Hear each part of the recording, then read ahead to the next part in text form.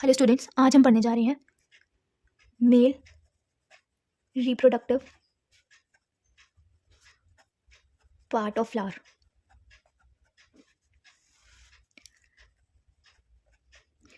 Male reproductive part को हम बोलते हैं स्टेमन। स्टेमन के दो पार्ट हैं, एंथर एंड फिलामेंट।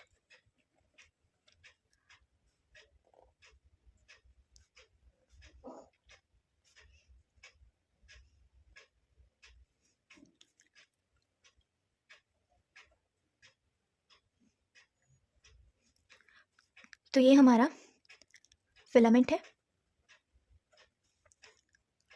ये एंथर, और दिस पोर्शन इज थैलेमस। अब हम इस एंथर पोर्शन को देखते हैं। एंथर कैसा है हमारा? It is bilobed, tetrasporangiate and dithecous. अब हम ड्रॉ करते हैं एंथर का डायग्राम। अगर हम इधर से इसका एक सेक्शन कट करते हैं, ट्रांसफर सेक्शन, तो हमें एंथर कुछ इस तरह का दिखाई देता है। जैसे कि आप देख सकते हैं एंथर बाइलोब्ड है, तो ये रही इसकी दो lobes, this bilobed. Tetrasporangiate means इसके चारों कॉर्नर्स पे एक स्पोरेंजिया प्रेजेंट होता है, जिसको हम बोलते हैं माइक्रोस्पोरेंजिया। माइक्रोस्पोरेंजिया में हमारे माइक्रोस्पोर्स की फॉर्मेशन होती है। और इट इज डाइथेकस, एक लोब के अंदर टू थेकास प्रेजेंट है, जिसके कारण हम इसको बोलते हैं डाइथेकस। ठीक है, there is presence of two thecas in one lobe, that is it is dithecous. Microsporangia में हम देखेंगे माइक्रोस्पोरेंजियल वॉल्स, एंड देन हम देखेंगे sporogenous tissue. Microsporangial walls microsporangia को सराउंड करती हैं, और स्पोरोजिनस टिश्यू माइक्रोस्पोर्स की फॉर्मेशन करते हैं। तो सबसे पहले हम देखेंगे माइक्रोस्पोरेंजियल वॉल्स के बारे में। सबसे फर्स्ट वॉल है, ये जो थिन लेयर्ड वॉल है, ये सबसे पहली है एपिडर्मिस, सेकेंड है एंडोथीसियम, और थर्ड है मिडल लेयर। मिडल लेयर कैसी है? 2 to 3 लेयर मिडल लेयर है, और लास्ट में जो है टैपिटम है। एक बार फिर से देखते हैं, जो सबसे पहली लेयर है सेल्स की वो है, और जो सबसे पहली सेल वॉल है वो है एपिडर्मिस। देखिए बिल्कुल सिंगल लेयर्ड है और बिल्कुल थिन सेल्स की बनी हुई है, और जो एंडोथीसियम सेल है वो बहुत ही लार्ज सेल्स की बनी हुई है, और जो हमारी सेकेंड लेयर है मिडल लेयर वो 2 to 3 लेयर्ड है, और हमारी लास्ट लेयर है tapetum. Tapetum is nutritive in function, that means कि वो क्या करती हैं, जो स्पोरोजिनस टिश्यू में पोलन ग्रेन्स मैच्योर हो रहे हैं उनको न्यूट्रिशन प्रोवाइड करने में हेल्प करती है। So tapetum is nutritive in function, और जो एपिडर्मिस है, एंडोथीसियम है और मिडल लेयर है, इनका काम क्या है? प्रोटेक्शन प्रोवाइड करने का, और जब पोलन्स मैच्योर हो जाते हैं तो उनकी डेhiscence करवाने में हेल्प करती हैं। ठीक है, this inner side is made up of sporogenous tissue, this is sporogenous sales. तो अब हम बात करते हैं माइक्रोस्पोरोजेनेसिस के बारे में, कि किस तरह से माइक्रोस्पोरेंजिया में माइक्रोस्पोर्स की फॉर्मेशन होती है। तो क्या होता है, जो स्पोरोजिनस टिश्यू के सेल्स हैं, sporogenous cells grow and ultimately transformed into microspore mother cell, and this is diploid in number. They are diploid. They undergo meiosis to produce 4 microspores in each 4 microsporangia. Okay, और pollen grains. अब हम बात करते हैं structure of pollen grain के बारे में। So pollen grain is the first cell of male gametophyte. It is spherical and measures 20 to 25 micrometer in diameter. Wall of the pollen grain called as sporoderm. Sporoderm is made of 2 layers.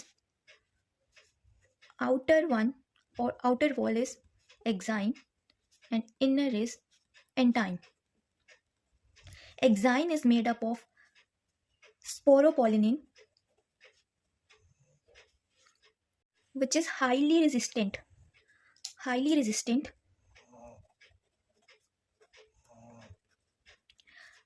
to physical, chemical and biological damage.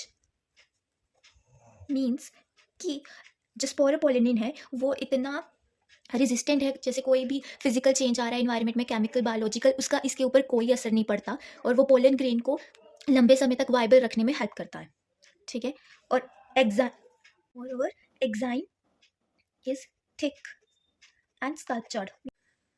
So there are the places where this exine is absent, or that hard substance that is sporopollenin is absent. This is known as germ pore.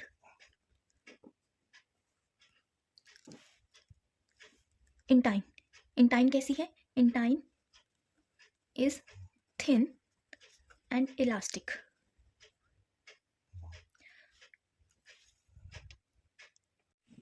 It emerges out as pollen tube from germ pore during pollen grain germination. Means intine ही है जो pollen tube के formation में help करती है. तो अब हम बात करेंगे development of male gametophyte.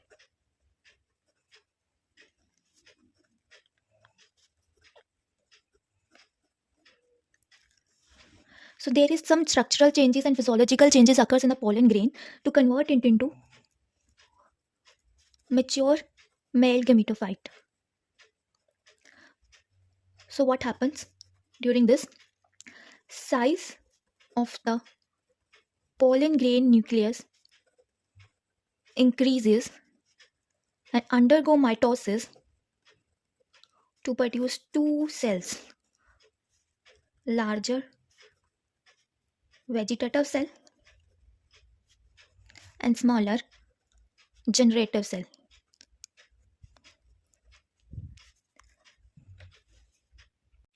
Vegetative cell is bigger and has abundant food reserve. Its nucleus is large, irregularly shaped.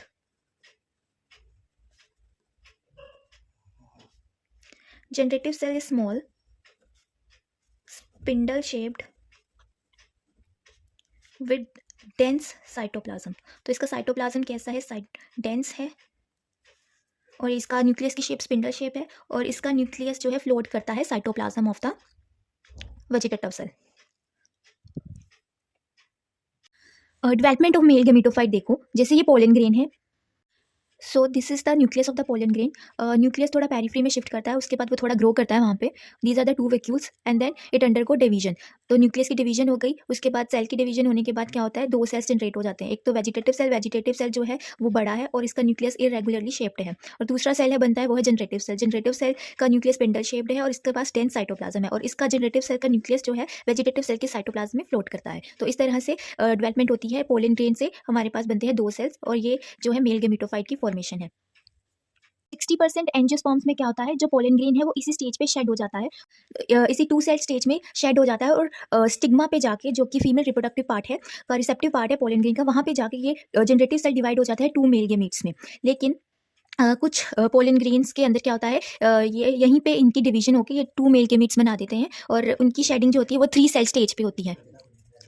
तो हम कुछ पोलन ग्रेन्स के बारे में पढ़ने जा रहे हैं. जैसे कुछ पोलन ग्रेन्स की जो स्पीशीज़ हैं, कुछ स्पीशीज़ के जो पोलन ग्रेन्स हैं वो एलर्जीज कोज करते हैं और ब्रोंकियल इरिटेशन जो हमारे रेस्पिरेटरी ट्रैक्ट के लिए एलर्जेंस होते हैं. तो एलर्जीज के कारण उनके अस्थमा हो जाता है, ब्रोंकियाइटिस हो सकता है. उसके बाद वायबिलिटी ऑफ पोलन ग्रेन. तो वायबिलिटी ऑफ पोलन ग्रेन क्या है कि किस समय तक पोलन ग्रेन के पास जर्मिनेट होने की एबिलिटी रहती है. जैसे कुछ में 30 मिनट्स होती है, जैसे कुछ सीरियल, राइस, वीट.